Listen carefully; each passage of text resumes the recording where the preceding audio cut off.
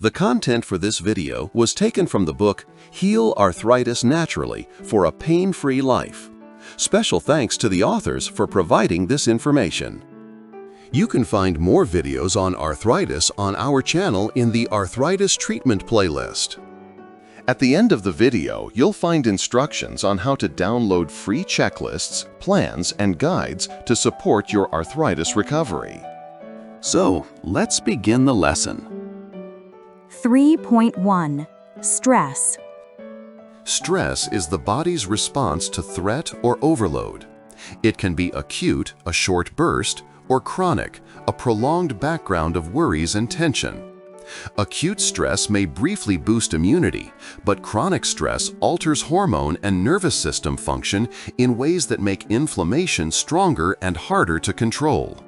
This happens through the hypothalamic pituitary adrenal axis, cortisol, and the autonomic nervous system, sympathetic and parasympathetic branches.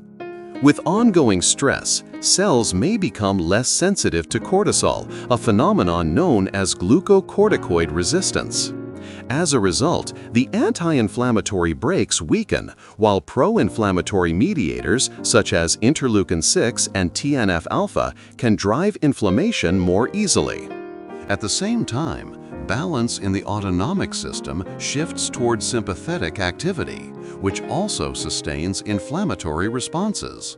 It is important to note that stress alone rarely creates arthritis, but it can increase the likelihood of disease onset in predisposed people and worsen inflammation once arthritis has already developed. Let's look at how this shows up in different forms of arthritis. Rheumatoid arthritis, RA, and stress. The link between RA and stress has been studied in particular detail. Prospective studies show that people at risk of RA with higher levels of perceived stress are more likely to progress from a preclinical immune imbalance to their first swollen joints. Severe life events, such as bereavement or trauma, have also been linked to earlier onset of RA. Stress-related disorders, including PTSD, are associated with a higher risk of autoimmune diseases, RA among them. For people with established RA, flare-ups and greater joint tenderness often coincide with stress spikes or sustained chronic stress. RA is also often characterized by a weak cortisol axis response and autonomic imbalance, with less parasympathetic braking and more sympathetic acceleration, both of which favor inflammation. Psoriatic arthritis, psoriasis, and stress. Many patients report that stress precedes the appearance of new skin plaques or joint flares.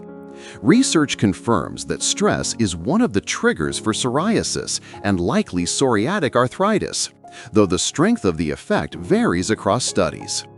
Reviews point to links both with disease onset and with worsening disease course. Meta-analyses in psoriasis show increased risk of onset after stressful events.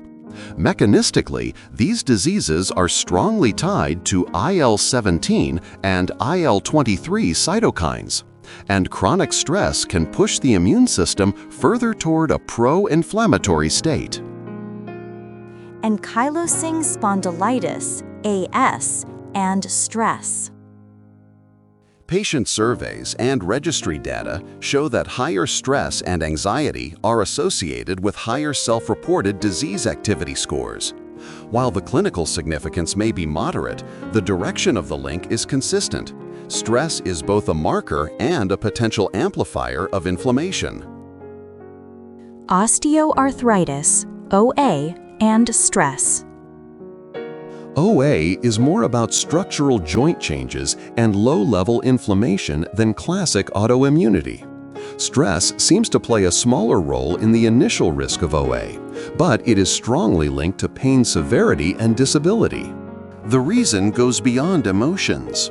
With chronic stress, the central nervous system becomes more sensitive to pain, central sensitization, while small but persistent inflammatory processes in the joints are also amplified.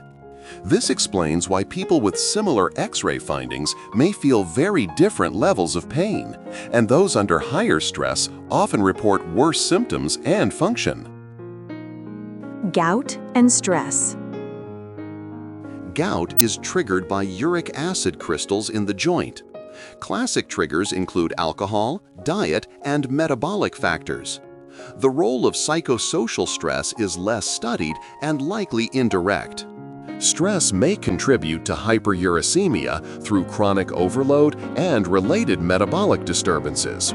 Workplace studies in high-stress environments have shown associations with higher uric acid levels, theoretically raising the risk of flares.